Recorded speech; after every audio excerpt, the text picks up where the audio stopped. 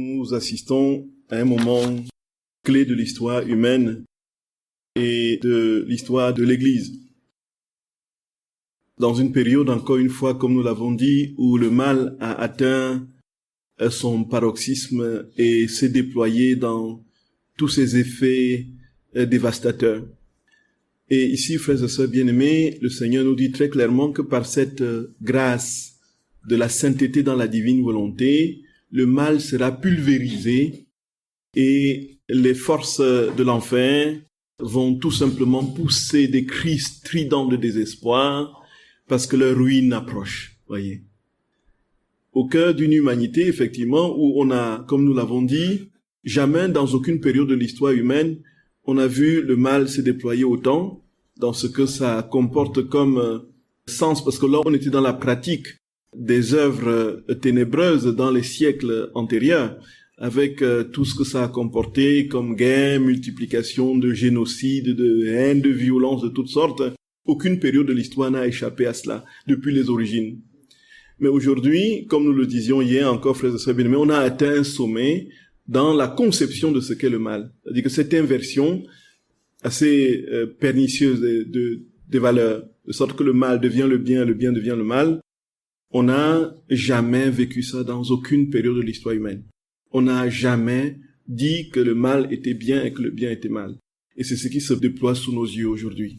Et donc c'est pour nous le signe indiscutable de la fin d'un temps, la fin du mal. Et le Seigneur dit à Luisa Picaretta, frères et sœurs bien-aimés, qu'il ne peut pas, lui qui est amour infini et tendresse, voir le mal se perpétuer ainsi sans qu'il y ait quelque chose qui se fasse.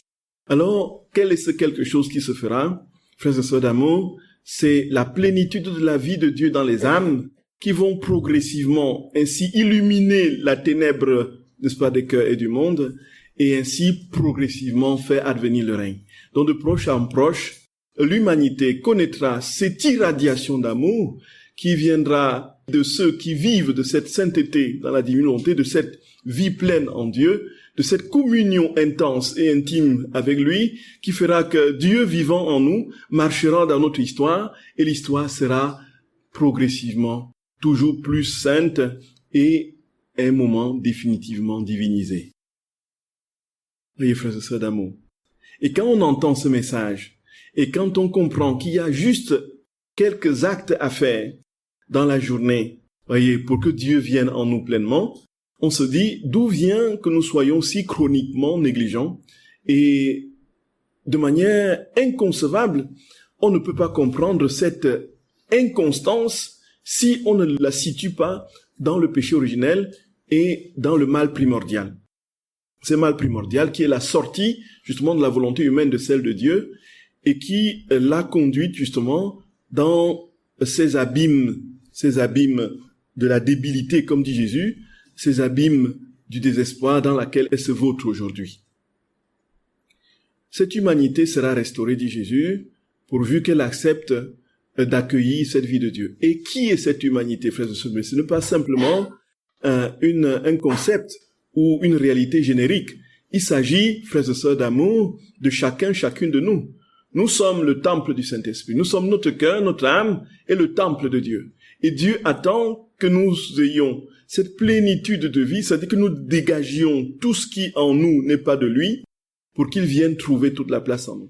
Et ce travail de mortification de notre volonté propre qui va entraîner justement cette désactivation de la volonté et nous accrocher à Dieu, à lui seul, à sa divine volonté, à elle et à elle seule, et va provoquer justement cette transformation de l'âme en Dieu qui fera que sur cette terre, nous serons des petits Jésus, n'est-ce pas, et nous aurons le regard de Jésus. Nous aurons, n'est-ce pas, les pas de Jésus.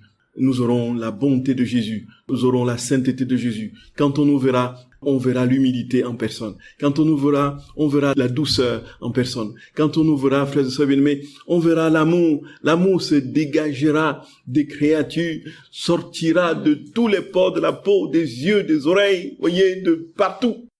Nous serons imprégnés d'amour, frères et sœurs bien-aimés. Et la marque, justement, de cette vie en Dieu, dans la divine volonté, comme nous l'avons dit, si Jésus dit que la divine volonté, c'est la vie trinitaire, l'aliment de cette vie, c'est l'amour. Donc, si nous grandissons en amour de jour en jour, nous avons le critère imparable, incontestable, que nous grandissons dans la divine volonté. Frères et sœurs bien-aimés, voilà tout. Est-ce que en moi j'ai encore une once de haine contre quelqu'un? Est-ce que en moi j'ai encore des rancunes, des rancœurs? Est-ce qu'en moi j'ai encore des amertumes vis-à-vis justement de moi-même? Est-ce qu'en moi j'ai encore des doutes sur l'amour de Dieu? Est-ce qu'en moi j'ai encore des multiplications de culpabilité? De culpabilité. Si je suis constamment en train de me river sur mon histoire pécheresse, ou quel qu'elle soit ce qu'elle a été, même si elle a été l'histoire de Hitler ou de quelques monstres de l'histoire, frères et sœurs bien, mais si je suis encore là en train de dire pourquoi j'ai fait ceci, pourquoi être rongé par la culpabilité, le Seigneur nous dit, nous manquons de confiance en lui. Et même si nous avions commis les péchés de tout l'univers, de tous les hommes de tous les temps, le Seigneur nous dit, viens te blottir contre mon cœur. Je suis amour. Je ne suis qu'amour. Laisse-moi te prendre contre mon cœur et diffuser en toi les magnificences de ma tendresse, mon enfant. Qu'est-ce que tu es? Qu'est-ce que tu peux me donner en vérité? Moi, je te donne tout. Tout vient de moi. Qu'est-ce que tu as à me donner? As-tu à me donner quelque mérite que ce soit? As-tu à me donner une quelconque œuvre qui puisse équivaloir à mon amour? Qu'est-ce que tu as à me donner? Tu n'as rien à me donner. Tu as tout à recevoir de moi. Et alors, quand tu reçois tout, qu'est-ce que tu me donnes en retour? Tu me donnes moi-même à moi-même. Tu me donnes à moi-même. Parce que c'est moi qui te donne tout et tu dois me rendre tout. Tu me rends à moi-même, en fait. Voilà la vie dans la divine volonté, frères et sœurs bien-aimés. Rendre Dieu à Dieu. Et tout ce qui, aujourd'hui, paralyse notre avancée vers le Seigneur, et ces crises intempestives de culpabilisation à outrance, Jésus dit à Judas Iscariote, je ne veux plus que tu reviennes sur le passé. Je ne veux plus t'entendre revenir sur le passé. Une fois que tu as confessé ton péché, c'est terminé, c'est fini. Dieu n'est qu'amour, infinie tendresse et miséricorde, frères et sœurs d'amour. Frères et sœurs bien-aimés, comprenons-le et greffons-le et puis sculptons-le en nos âmes. Voilà Dieu, voilà Jésus. Voilà Jésus. Je raconte cette histoire, frères et sœurs d'amour, toujours. C'est le père spirituel de Sainte Faustine, Michel Sopoco, qui voulait vérifier si les visions qu'elle avait venaient de Jésus lui-même. Et puis, il lui pose la question, alors demande à Jésus de me dire quel est le dernier péché que la dernière personne a confessé hier. Voilà. Et elle dit oui, je vais le lui demander. Et puis, elle va, et le lendemain, donc, Michel Sopoco, son confesseur, lui pose la question. Alors, qu'est-ce que Jésus t'a dit?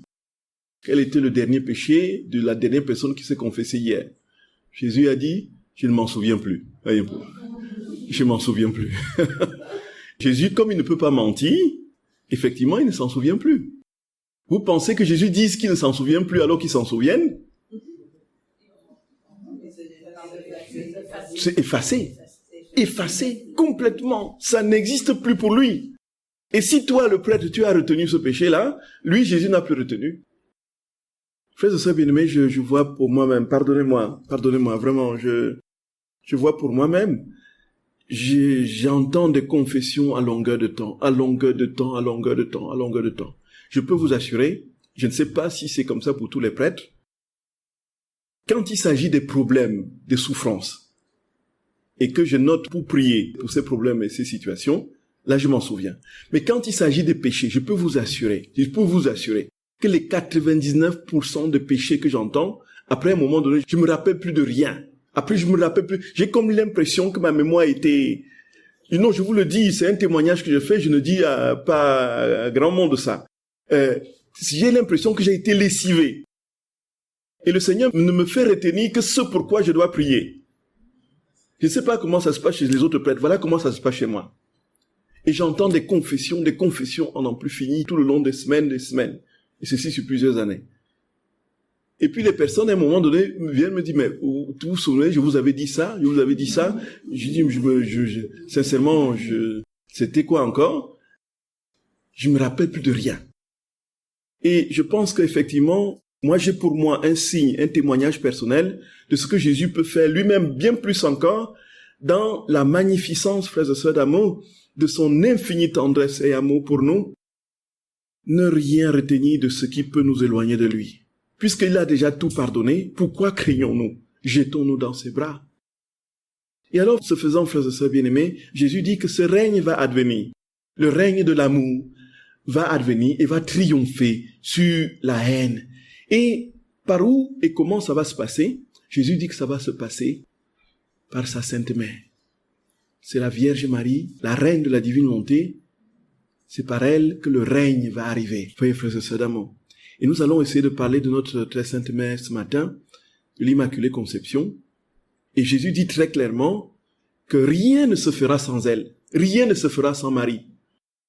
Et n'en déplaise à ceux qui croient que Marie n'est qu'une simple enveloppe dans laquelle Dieu a mis la lettre du salut pour que, voyez, le Fils vienne naître et après que Marie, l'enveloppe soit jetée.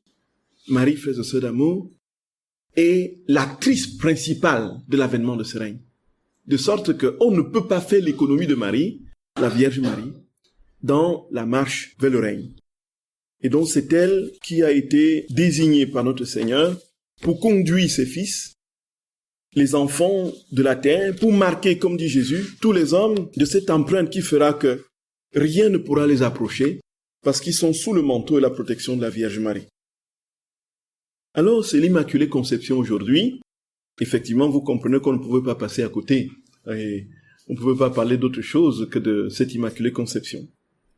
Frères et sœurs bien-aimés, c'est un dogme marial qui a été définitivement adopté dans l'Église en 1854 et qui a été proclamé par le pape Pie IX. Donc ce dogme est arrivé à un moment où, frères et sœurs bien-aimés, il y avait, depuis plusieurs siècles dans l'Église, un conflit constant entre ceux qui pensaient que Marie était pécheresse, comme tout le monde, ceci pour justifier l'universalité du salut apporté par Jésus-Christ, et d'autres qui pensaient qu'elle était sans péché. Alors ceux qui disaient que Marie avait péché, parmi eux des grands théologiens, beaucoup de dominicains, parmi eux le plus illustre quasiment, saint Thomas d'Aquin, ils disaient que, en fait, si Marie n'a pas péché, cela veut dire quoi? Cela veut dire que Jésus n'est pas le sauveur de tous les hommes. Comme Marie est une créature, il faut que toutes les créatures aient péché pour que Jésus soit le sauveur de tous. Donc, l'universalité du péché est nécessaire pour que le salut apporté par Jésus-Christ soit universel. Est-ce que je me fais comprendre, frères et sœurs d'amour? Est-ce que c'est clair? C'est saint Thomas d'Aquin qui croyait ça? Voilà, c'est ça, exactement. Donc, c'est saint Thomas d'Aquin qui le défendait, et puis, avec lui, beaucoup d'autres dominicains qui se sont mis à sa suite. Et il y a donc eu dans l'Église cette division entre ceux qu'on appelait les immaculistes et les maculistes. Les immaculistes, c'est ceux qui pensent que la Vierge Marie n'a pas péché, et les maculistes, c'est ceux qui pensaient que la Vierge Marie avait péché. Il y a eu donc ce conflit, et ceux qui soutenaient pour la majorité que la Vierge Marie n'avait pas péché, c'était les franciscains. Et d'ailleurs, celui qui a développé la théologie pour expliquer le pourquoi Jésus peut continuer à être sauveur de tous les hommes en gardant Marie immaculée, c'était un franciscain, nom Don Scott, voyez. Alors, qu'est-ce qui se passe, frères et sœurs d'amour? Il se passe que, au moment où la chose est en train de prendre une effervescence constante, les immaculistes ont de plus en plus d'adeptes, de plus en plus de personnes qui les suivent et qui les soutiennent. Il faut dire que au concile de Lyon en 1274, qui s'est tenu, où saint Thomas d'Aquin s'y rendait pour défendre le fait que la Vierge Marie avait péché comme tout le monde, c'est là qu'en cours de route, il a rendu l'âme. Il est mort. Et nous imaginons que si saint Thomas d'Aquin était arrivé à ce concile et avait défendu, comme il sait le faire, brillamment la thèse que la Vierge avait péché, nous comprenons bien qu'on aurait eu du mal à voir ce dogme-là aujourd'hui, vous voyez un peu, parce que dans la théologie thomiste, on l'appelle le docteur angélique. Alors Jésus a dit, bon, tu as accompli les autres vérités à la perfection, maintenant mon enfant, viens te reposer. Ton travail est fini. Ton travail est terminé. Et alors, frères et sœurs d'amour, ce qui se passe, c'est que lorsque ça a été proclamé en 1854, la tension était encore très vive. De sorte que il y a eu des prêtres carrément qui sont devenus violents.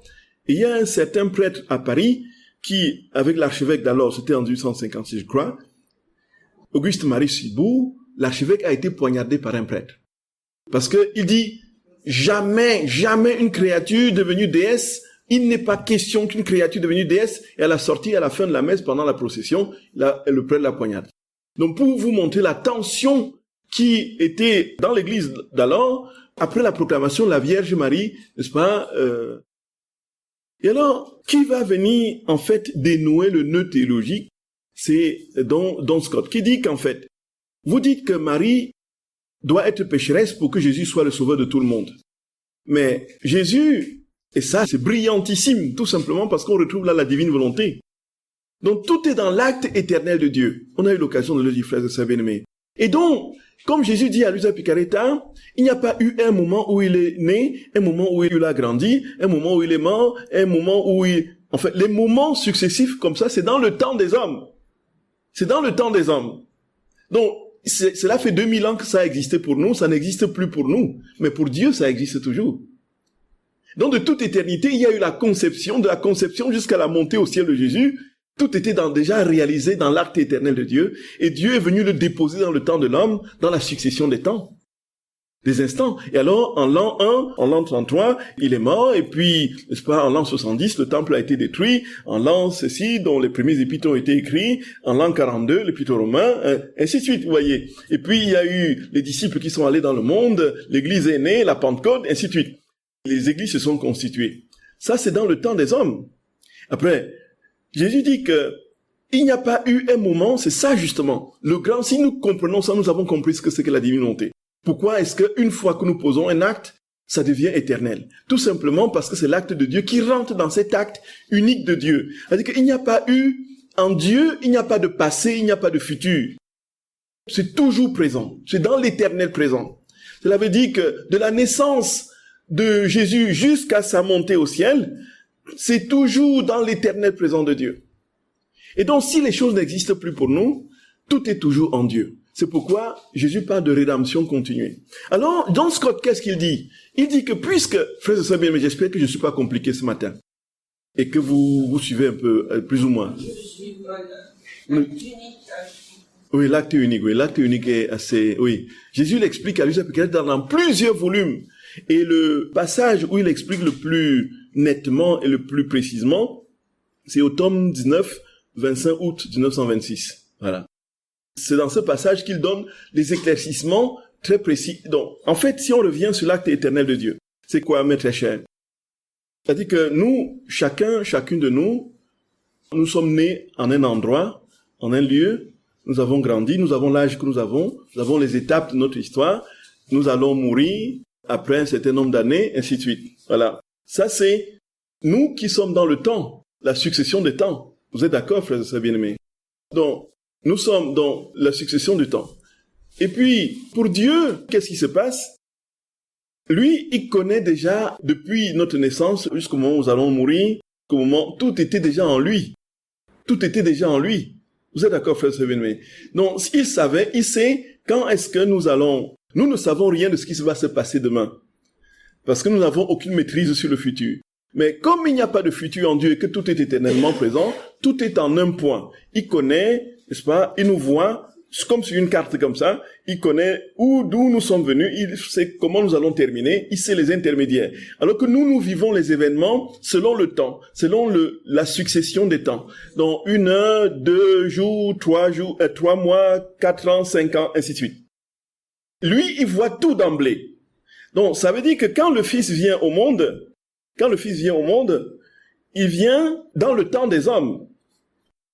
On ne peut pas dire que Dieu a commencé à dire, voici un moment où le Fils va venir en moi, ensuite il va mourir en moi, ainsi, parce que en lui tout est présent dans un éternel et parfait acte. Et comme tout est déjà conçu en lui, il vient le déposer dans le temps des hommes.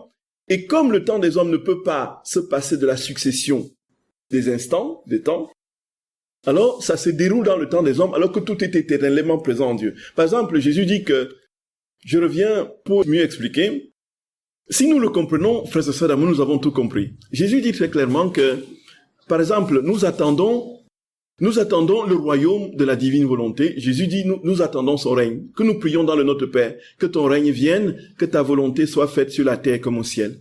Jésus le dit très clairement, que c'est déjà réalisé en lui. C'est-à-dire que pour lui, c'est déjà fait, quoi. En Dieu, c'est déjà réalisé. Sinon, il n'aurait pas enseigné cette prière. Parce que pour lui, c'est déjà quelque chose de réalisé. Dans son éternité, c'est déjà là. Mais nous, qu'est-ce que nous faisons maintenant? Nous sommes en train d'attendre ce moment. Mais pour Dieu, c'est déjà en lui. Ça va venir. Ça va venir. Quoi qu'on fasse, le règne de Dieu, comme l'Église prie depuis des siècles, va advenir dans les cœurs. Le règne de l'amour, la Pentecôte d'amour va, et c'est déjà en Dieu. Aujourd'hui, qu'est-ce que nous voyons? Nous voyons le mal. Nous voyons le mal se déployer. Mais ça existe déjà en Dieu, ce royaume. Vous voyez ce que je veux dire? Et donc, comme ça existe déjà en lui, et que nous ne sommes pas dans l'éternité, et que nous sommes dans les années, les mois, ainsi de suite, les jours, c'est en train d'arriver, et ça attend un certain nombre d'années. Peut-être ça nous trouvera, nous, peut-être ça trouvera d'autres personnes après nous, ainsi de suite. Mais Jésus dit que son règne d'amour va advenir dans les cœurs, et va complètement saisir les âmes. Et alors, et si c'est le cas, frères et sœurs bien-aimés, si on est dans cet acte éternel de Dieu, ça veut dire quoi? Très clairement, ça veut dire que en Dieu, avant que son Fils ne vienne sur la terre, cette vérité de sa mort et de sa rédemption était déjà programmée et proclamée. On ne peut pas imaginer que Dieu assiste comme n'importe lequel d'entre nous à la mort de son Fils, comme s'il ne savait pas, comme s'il ne l'avait pas déjà vécu en lui. Dieu n'est pas surpris de voir que son Fils naisse, n'est pas surpris de voir que son Fils grandisse, n'est pas surpris de voir que son Fils, n'est-ce pas, prêche et fait des miracles. Il n'est pas surpris de voir que son Fils monte sur la croix et meurt pour nous. Il n'est pas surpris de voir que son Fils ressuscite d'entre les morts. Ah oui, tu es ressuscité, formidable. Ah oui, je craignais que ça n'arrive pas, hein, parce que si ça n'arrivait pas, si ça n'arrivait pas, le genre humain serait complètement perdu. Ah oui, vas-y mon fils, vas-y, il faut... C'était déjà inscrit en Dieu. C'était déjà inscrit en... Oui, ma chère sœur. Sauf que Jésus, dans sa passion, il a eu le choix. Oui. Il a dit à son père, si je peux ne pas voir cette coupe, ah oui. Il l'a choisi. Donc il y avait une liberté du Christ. C'est ça, il a choisi. Non, mais écoutons, ma chère sœur bien-aimée. Écoutons, tout à fait. Écoutons, ça c'est absolument lumineux, ce que vous dites. Tout simplement parce que, quand on ne comprend pas l'usa picareta, on dit que Jésus explique, écoutons bien, on ne peut pas, il y a une contradiction entre le fait que Jésus ait la même volonté que son Père, vous êtes d'accord avec moi, il fait la volonté de son Père, il ne fait rien qui ne vienne du Père, je vis dans le Père est en moi, donc ils ont la même volonté, c'est ça. Et que soudainement, au jardin de Gethsemane, ils disent, non pas ce que je veux, mon Père, mais plutôt ce que tu veux.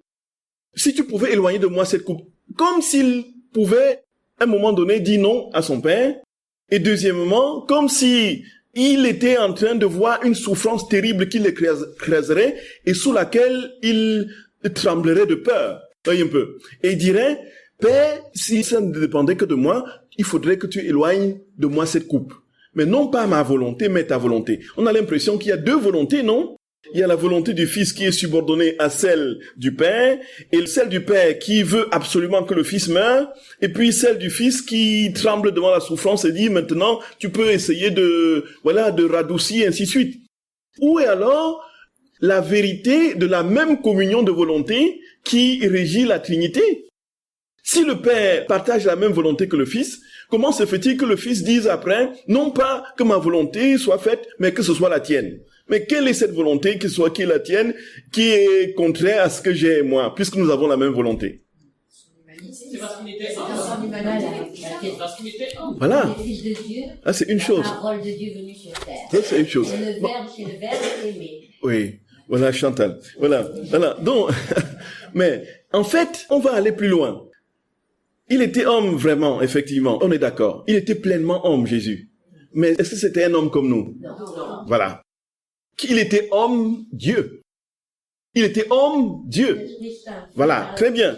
Il était homme-Dieu. Ça veut dire quoi, frère et sœurs d'amour? Ça veut dire que il y avait en lui, comme ça a été clairement et parfaitement défini au concile de Chalcédoine de 451, il était pleinement homme et Dieu. Donc, sans confusion, deux natures humaines en lui, sans confusion, sans changement, sans division ni séparation. Voyez. Donc, cela veut dire que la divine volonté vivait en lui. Il vivait dans la plénitude de la divine volonté. Il ne pouvait pas faire et dire ce que le Père ne veut pas. Il ne pouvait pas dire un seul instant de doute. Voici, si tu peux éloigner de moi cette coupe. Il ne pouvait pas. Et c'est alors, frères et sœurs d'amour, quand on lit les Apocalypse, on comprend l'explication. Pourquoi il a dit cela? Effectivement, Jésus dit très clairement, je crois que c'est au tome 16, il dit très clairement que, en fait, quand il disait, Père, éloigne de moi cette coupe, la coupe c'était quoi? Ce n'était pas qu'il ne voulait pas mourir, puisque il le dit, ma vie nul ne la prend, mais c'est moi qui la donne. C'est bien ça. C'est tout librement et avec amour qu'il a embrassé la croix.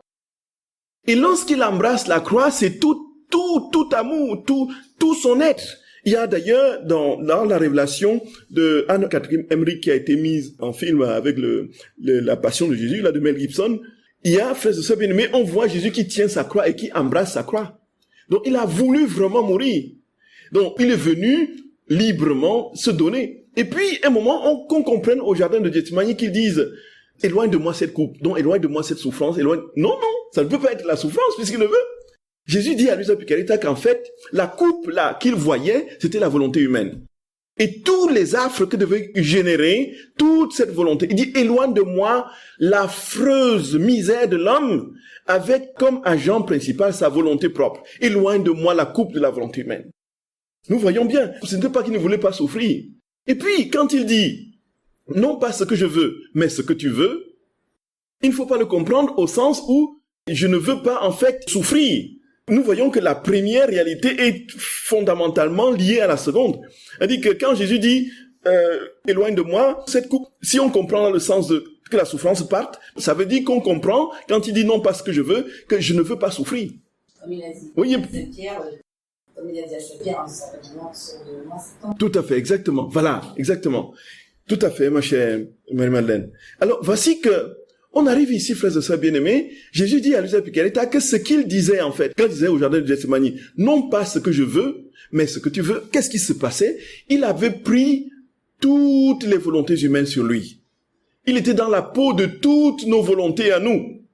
Et pour la première fois, il disait à son Père, au nom de tous les hommes de tous les temps, non pas ce que je veux, Père, pour nous aider à pouvoir dire à Dieu, non pas ce que je veux. Voyez, frères et sœurs bien-aimés, pour nous aider à dire à Dieu, prends ma volonté, donne-moi la tienne. Pour que nous soyons aujourd'hui capables de dire à Jésus, frères et sœurs bien-aimés, je ne veux plus faire ma volonté, mais seulement ta volonté, Seigneur. C'est parce que Jésus l'a dit au jardin de Gethsémani. C'est ce qu'il explique à Luisa Picarita. Vous voyez, frères et sœurs d'amour. C'est inouï! C'est inouï! Il a anticipé notre... C'est ça! Voilà! Voilà le mot. Il a anticipé. Il a inscrit en nous, dans notre mémoire, de manière à ce que nous puissions le dire. Amen. Voilà. Il a dit ça au jardin de Gethsémani. Non pas ce que je veux, mais ce que tu... C'est-à-dire que toutes les volontés humaines étaient en lui. Il est entré dans la peau de toutes les volontés humaines. Il a dit à son Père, non pas ce que je veux, mais ce que tu veux. Donc, il a ainsi, frères et sœurs bien-aimés, réalisé ce que nous sommes capables aujourd'hui de vivre. Nous sommes capables de dire à Jésus, à Dieu, prends ma volonté, non pas la mienne. Voyez un peu, frères et sœurs bien-aimés. Et là, c'est vraiment quelque chose de particulièrement puissant, Frères et sœurs d'amour, c'est inouï. Il faut lire le livre du ciel. Nous allons comprendre des vérités qui vont nous éclabousser. Et sur la Vierge Marie, ce que Jésus dit à Luisa Picarita, frères et sœurs d'amour, Jésus dit que la Vierge, frères et sœurs d'amour, je ne sais même pas si on a le temps de parler de tout ça, mais ce qui est sûr, c'est que la Vierge, frères et sœurs bien-aimés, Jésus dit que nous avons la description de la conception de la Vierge Marie dans le livre bleu des 31 jours, justement, de la Vierge Marie dans le royaume de la divine volonté et dans beaucoup de textes du livre du ciel. Alors, on peut se poser la question d'où vient Marie? Et là, se pose la question, justement, de la préexistence des âmes. À quel moment devenons-nous véritablement hommes? Est-ce que c'est au moment où le spermatozoïde croise l'ovule et forme le zygote, qui est l'œuf primitif qui va se développer en fœtus? Est-ce que c'est en ce moment que notre âme nous est donnée, ou encore notre âme, nous existons déjà en Dieu avant que, voyez. Alors, très clairement, ça c'est un débat théologique. À quel moment est-ce qu'il y a certains qui disent, c'est au moment où l'œuf primitif se forme, ou le fœtus se forme, du moins avec le premier œuf de la fécondation, que nous sommes hommes, que nous sommes créatures humaines. Et certains, s'appuyant sur des textes de l'Ancien Testament, disent très clairement que nous sommes déjà conçus de toute éternité, conçus dans le cœur de Dieu. Il y a plusieurs psaumes qui le disent, avant que ma mère tu me connais. Avant que je ne sois dans le sein de ma mère, tu me connais.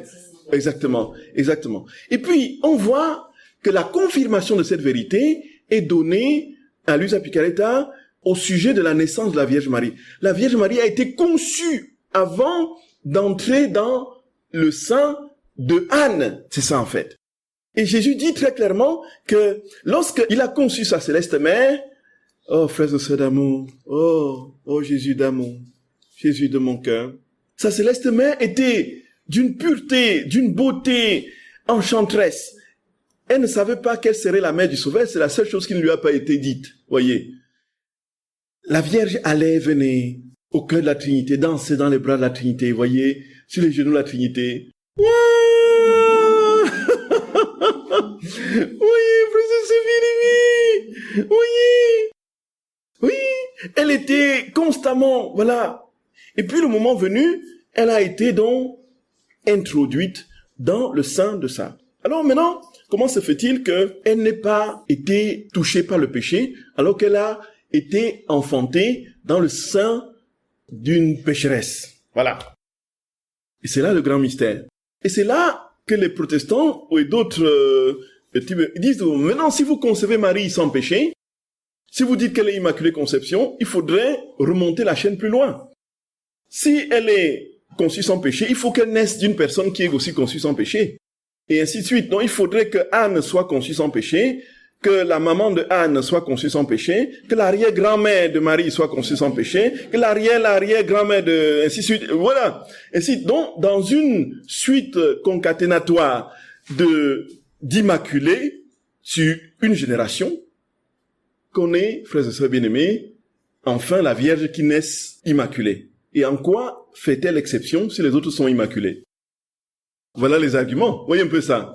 En quoi fait-elle exception puisque les autres sont immaculés? Alors, Jésus, frères et sœurs d'amour, va expliquer de manière très claire ce qui s'est passé. Alors, il dit qu'elle est véritablement née de la semence humaine. Jésus le dit très clairement, frères et sœurs bien-aimés. Et qu'est-ce qui s'est passé pour que cette semence humaine soit exempte du péché originel? Ce qu'il a fait, frères et sœurs d'amour, c'est que il dit très clairement que la divine volonté n'est pas venue, frères et sœurs d'amour, détruire la semence humaine.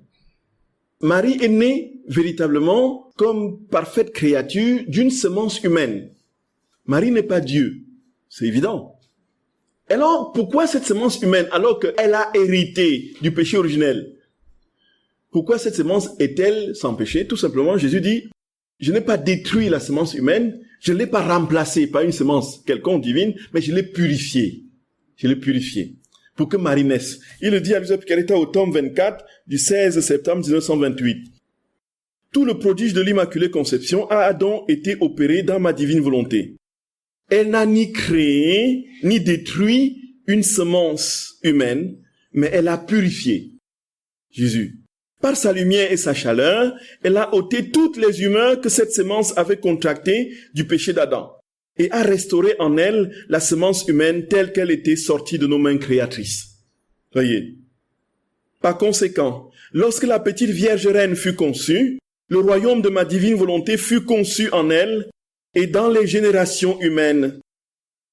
Car en formant et en donnant des grâces surprenantes à une créature, nous voyons en elle toute l'humanité de la famille humaine comme si elle était une. Ainsi, lorsque la Vierge fut conçue dans cette semence exempte de toute tâche, ce qui était l'œuvre du divin fiat, son divin royaume fut de nouveau conçu dans l'humanité. Voyez. En fait, quand Marie naît, Immaculée Conception, qu'est-ce qui se passe en elle? Il n'y a plus une seule tâche du péché originel. Et donc, qu'est-ce qu'elle vit? Elle vit pleinement et parfaitement dans la divine volonté. Et donc, c'est l'Immaculée Conception qui a été la première manifestation de la divine volonté dans les créatures. Donc la sainteté de Dieu à laquelle nous aspirons aujourd'hui a été manifestée pleinement en Marie. C'est la première. Dieu a, par Marie, créé l'occasion d'entrer dans l'humanité. Et de manière parfaite, il s'est établi dans une créature, nous donnant ainsi la possibilité de nous y établir nous aussi, le moment venu. Donc, la naissance de l'humanité dans la divine volonté commence avec l'Immaculée Conception. Voilà ce que Jésus dit. Oui, ma chère sœur. En fonction de ce que l'Église enseigne, elle a été purifiée par les mérites de la passion de son Fils. Oui, ces mérites de la passion de son Fils. Et ça, c'est l'argument, on n'est pas allé, lorsqu'on s'est attardé à expliquer, parler de l'acte unique, je n'ai pas fini avec l'explication que Don Scott dit, effectivement. Donc, comme la passion, la mort et la résurrection de notre Seigneur, qui sauve l'humanité, étaient déjà en Dieu, il a appliqué d'avance, d'office, et de manière prééternelle, dans la personne de Marie avant qu'elle ne naisse. Voyez un peu ça. Et c'est dans ce sens-là. Voyez un peu ça. Et ça, c'est l'argument de Don Scott. Pour dire que Marie est effectivement Immaculée Conception, parce que Jésus, effectivement, aussi est mort pour elle d'avance, puisque toute la mort de Jésus était déjà en Dieu. C'est ça. Il prend, il applique. Voyez un peu. Tout à fait. Et alors, Jésus dit que cette sémence humaine dans laquelle est née Marie, elle était purifiée, justement, par tout cela. Les mérites de la mort de Jésus. Et aussi, justement, la divine volonté qui est à l'origine de tout, puisque la divine volonté est à l'origine de la création, de la rédemption, de la sanctification. Jésus dit que c'est sa volonté qui meut toutes choses. Et ce faisant, frères et sœurs bien-aimés, la Vierge Mère nous a enfanté. Avec elle, Dieu nous a enfanté l'humanité dans sa vie divine avec la Vierge Marie. L'Immaculée Conception, c'est la naissance des hommes dans la divine volonté. Voyez l'importance de cette maman, frères et sœurs d'amour. Et puis, il dit, et lorsque la petite Vierge Immaculée est née, le droit de posséder le royaume a été rendu à l'humanité. Voyez, quand maman est née, donc ça c'est la fête, frères et sœurs bien-aimés, de l'inauguration du royaume. L'Immaculée Conception. Donc quand elle est née, le droit de la concevoir par l'humanité tout entière a été donné. Or, lorsque je suis venu sur terre pour prendre chair humaine, j'ai utilisé la semence de la souveraine reine du ciel. Et l'on peut dire que nous avons œuvré ensemble pour former de nouveau ce royaume dans les générations humaines. Donc, Marie et Jésus, frères et sœurs d'amour, ont généré ce royaume. Et le Seigneur dit que, dans un autre passage, que quand la très sainte mère est née, frères et sœurs bien-aimés, toutes les créatures ont été conçues en Marie. Jésus dit que tous les hommes ont été conçus en Marie. Que nous le veuillions ou pas, que nous en ayons conscience ou pas, c'est un fait objectif. On n'est pas là dans les suppositions, on va au ciel, on ne trouve que ce qu'on a vu, que ce qu'on a cru sur la terre.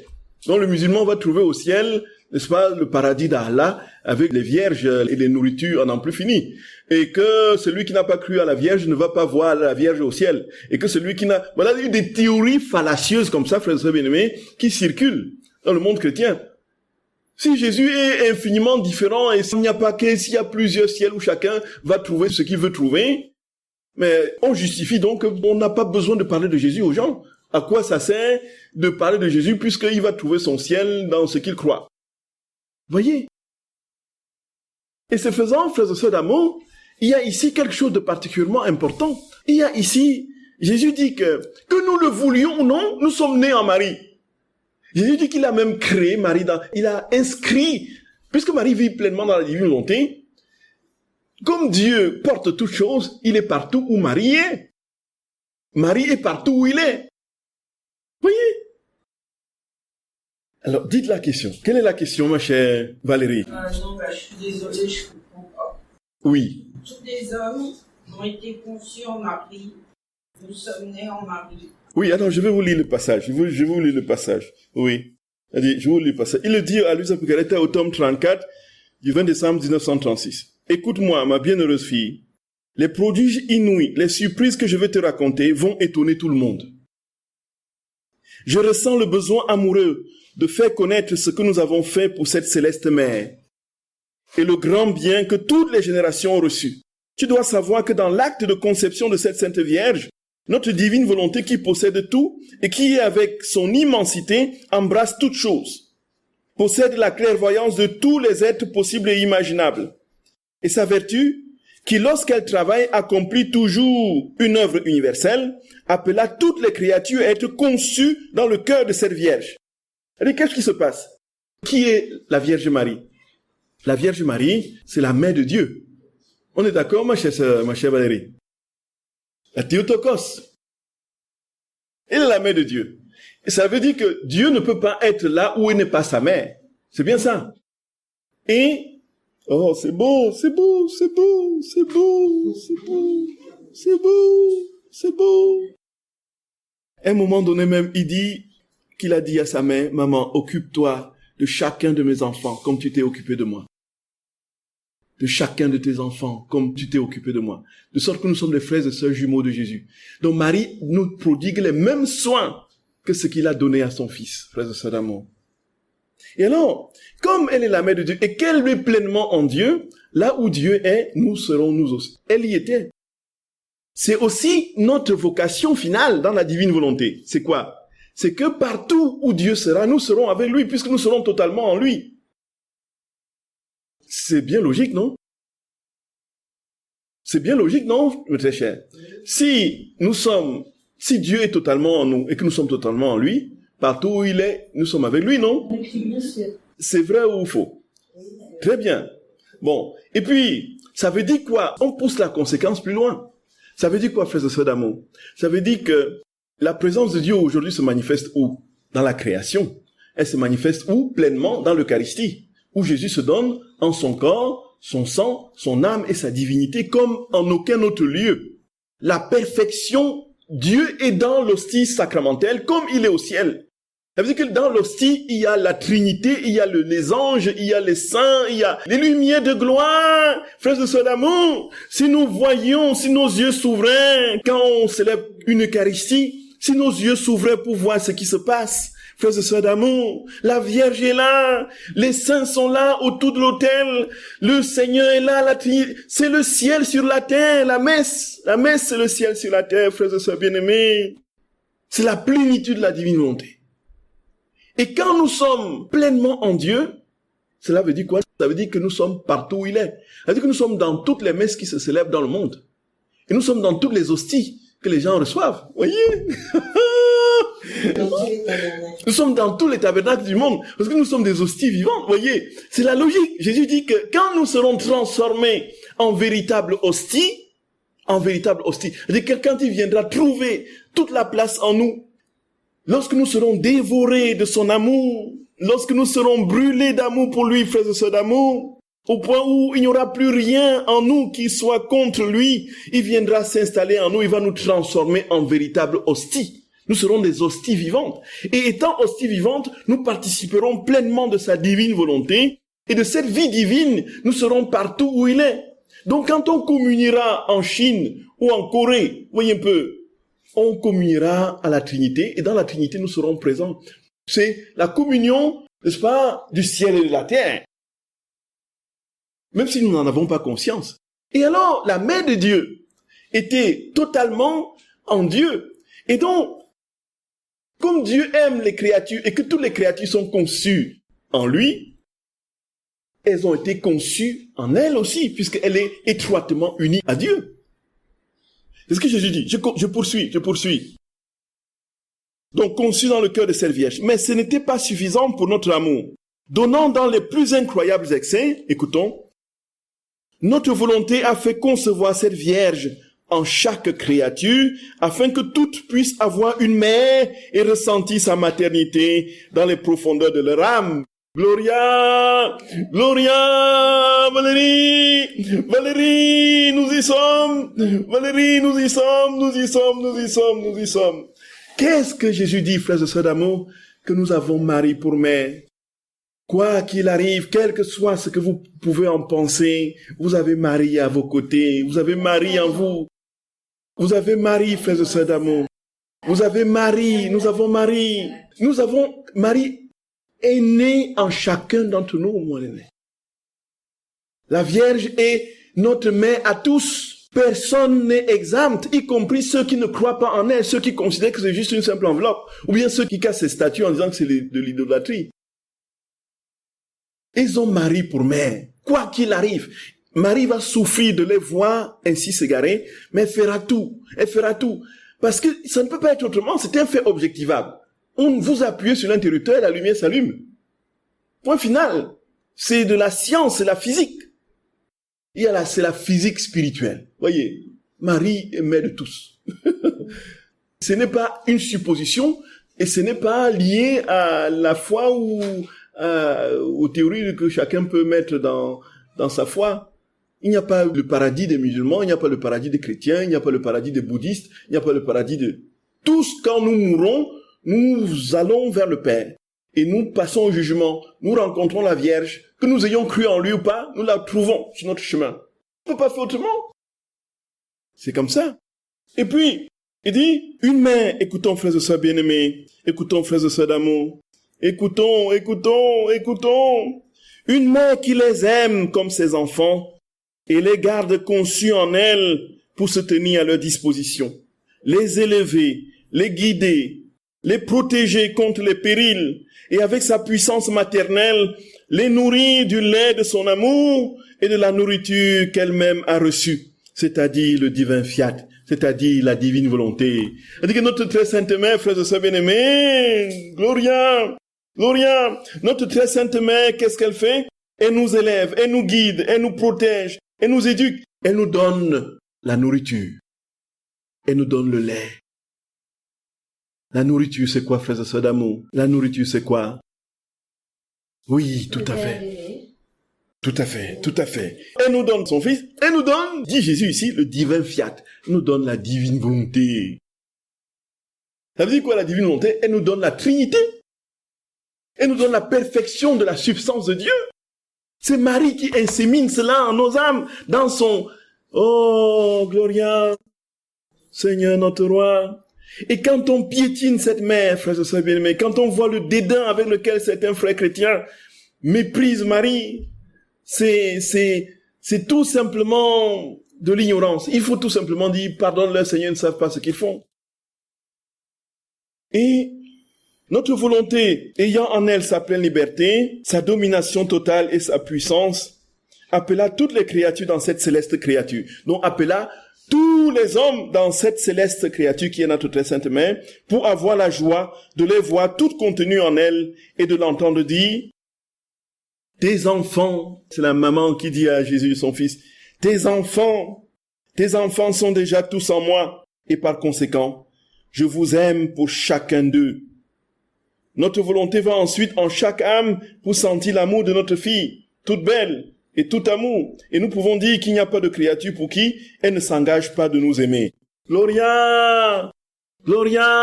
Elle dit que si nous n'aimons pas Jésus, Marie aime, frères et sœurs d'amour.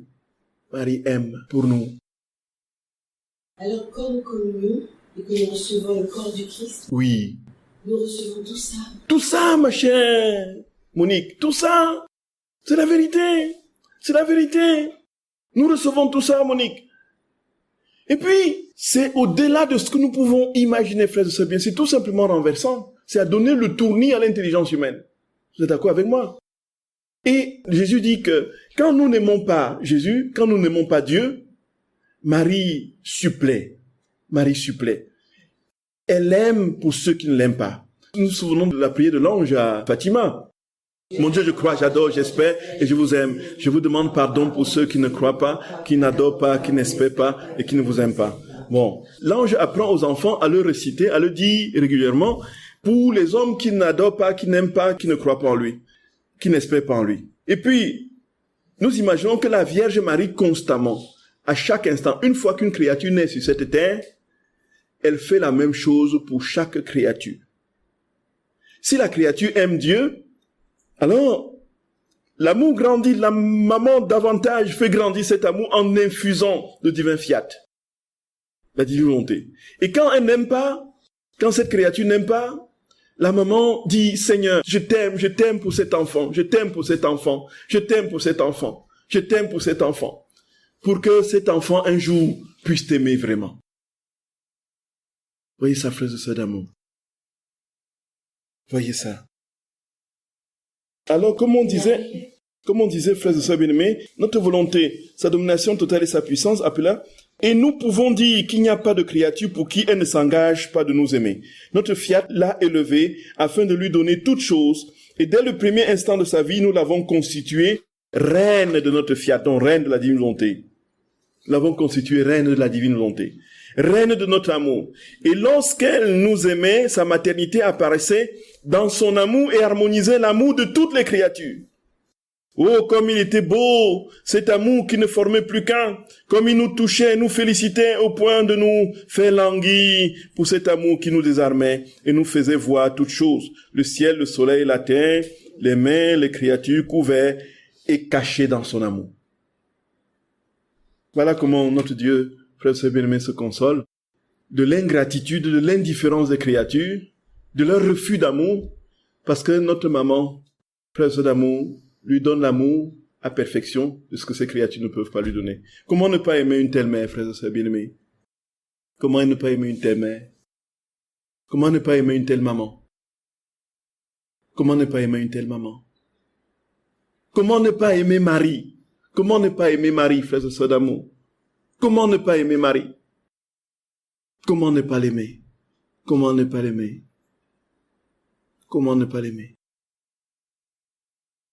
Je vous salue Marie, pleine de grâce, le Seigneur est avec vous. Vous êtes bénie entre toutes les femmes, et Jésus, le fruit de vos entrailles, est béni. Sainte Marie, Mère de Dieu, priez pour nous pauvres pécheurs, maintenant et à l'heure de notre mort. Amen. Au nom du Père et du Fils et du Saint-Esprit. Amen.